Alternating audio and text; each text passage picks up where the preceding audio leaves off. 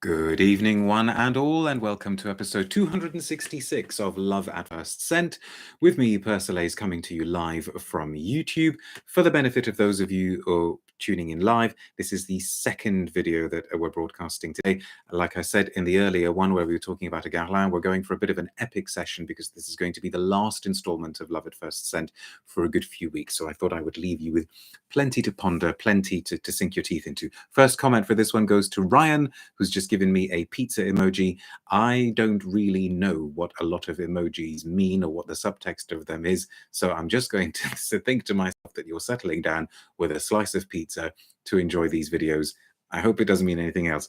The first pros comment goes to Rachel, who says, "Hi, Mr. P, nice to see you from Iowa, and at least now I can picture where you are," Rachel, which is amazing. Thank you very much for the comment. Maudlin is here as well, saying hello. Perfect company while I cook dinner. She says, that's very, very kind. Thank you. Angela saying hi as well. James is here too. So is Woozy. And Woozy saying, oh dear, is that really boring vanilla-oud? Well, I don't know because I haven't smelt this one, so all will be revealed.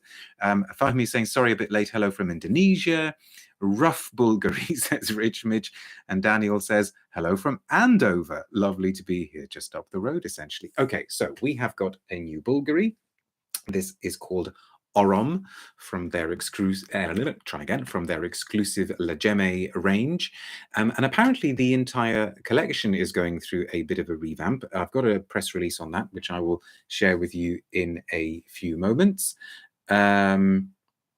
And we should start by smelling, I think.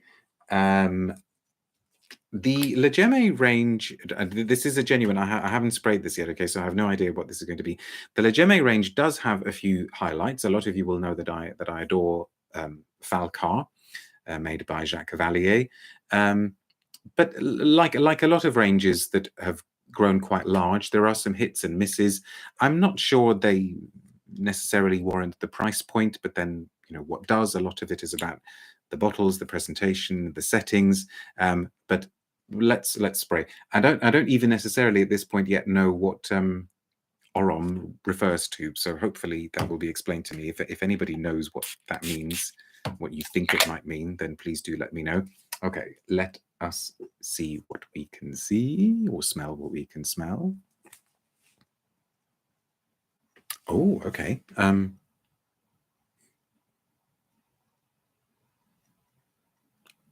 Gosh, okay. The first thing that it's made me think of is, interestingly, is Bulgari Black, Anique Minaro's Bulgari Black, because I'm getting a really, really marked rubbery note, but really, really hot, like sort of burnt tires rubber, and definitely something smoky and very, very, very dry, woody, maybe even tea-like, which I suppose ties in with Bulgari Black.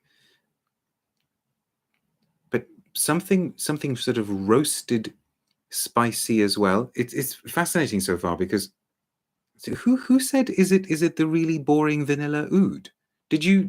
Was that just a kind of guess, Woozy, that what it might be? Because it's definitely doesn't start off as a boring vanilla-oud. In fact, it's drier than a lot of the ones we've had from this range for a while, I think. So rubbery leather, latexy, things on fire, suggestions of Amouage Interlude Man with that kind of smolten, tarry, tarmac-y kind of feel. Do you think it could be Ethiopian inspired? Says Gavin. I'm not sure, because I genuinely do not know what Orom might refer to. I know that each one of these is meant to be inspired by a jewel, but to be completely honest with you, that color doesn't help. I mean, I'm not a jewel expert or a gemstone expert, so I don't know what that might be referring to. But hopefully, the press release will reveal everything. Woozy says, oh, I smelt it on skin via sample and the dry down I got was a boring vanilla-oud. Interesting. So perhaps it's got quite a bit of a journey to go on. But no, really, really fascinating so far. Fascinating start. Okay, let's see what we can glean from the press release. It is a bit on the long side, so I don't plan to read all of it to you, but let me just see if I can pick out the main bits, and also delve into what they're saying about how they've changed the whole range, because the eagle-eyed amongst you will have noticed that the packaging is different. The boxes used to be a lot larger, but now the box is only just a little bit taller than the bottle itself. Okay. I'm not going to read the introduction that starts with "since ancient times," because I think we could probably skip the bit about ancient times. In 2014, Bulgari began his journey along the Bulgari Gems Road, bringing to life the stories behind the stunning gems of nature that lie at the heart of these multifaceted fragrances. Now, Bulgari Le Gemme evolves again, relaunching 10 of its best-loved eau de parfum in a new gender-free collection. Okay, so I wonder if they're ditching what used to be the feminine bottles, that invites the customer to choose their own path based on their personal olfactive preferences, from bold freshness and magnificent nectars to enticing spices and resins and precious woody blends. Each scent is handcrafted like a jewel, etc., etc., etc. For the 2022 collection, the packaging also represents a fresh foray into modernity. The iconic obelisk flacon remains, but the envelope is redesigned to emphasize the Bulgari signature as well as each unique gemstone. Moreover, in line with Bulgari's eco-design approach, dimensions of the coffret have been optimized, resulting in saving 11 tons of cardboard per 100,000 units. Gosh, sounds like a lot. To introduce the latest twist in the world of Bulgari Le Gemme, an immersive new campaign conjures the emotion behind each fragrance. Okay, we don't need to know about the campaign particularly, and the new fragrance. In addition to the relaunched collection, Bulgari introduces a new addition to the Le Gemme Haute Parfumerie collection, inspired by the gemstone labradorite. Labradorite. As in Labradors? Labrador gems? Somebody help me out. Does somebody Google labradorite? For the latest fragrance, the Bulgari Gems Road continues to Madagascar, Africa's treasure island, where the highest quality labradorite is found. Translated into an exquisite ambery signature, Orom is an expression of each person's own inner magic, an empowering scent that reminds its wearer that all one needs exists within. That's exactly what I thought when I smelt this. Not really. A collaboration between the Roman jeweler and master perfumer Sophie Labbe, the new fragrance combines magnificent vanilla, with one of the most exceptional materials, oud. Okay, so you're ahead of me there.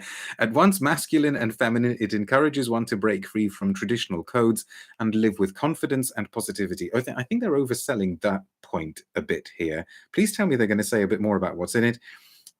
We've got something about labradorite. And Maudlin says, from Wikipedia, from Nick, thank you very much, says labradorite is a calcium-enriched feldspar mineral first identified in Labrador, Canada, which can display an iridescent effect. And then Maudlin says, a pretty stone like a dark moonstone. So maybe it's meant to be that. But we've got a description here called the rainbow gemstone for its iridescent blue, green, gold shades. Labradorite is said to capture the magic of the aurora borealis. The stone transforms that energy into a protective shield, inspiring its wearer to connect to their highest self. Okay. And then it's very rare and it's special and it's exquisite, etc., as you would imagine.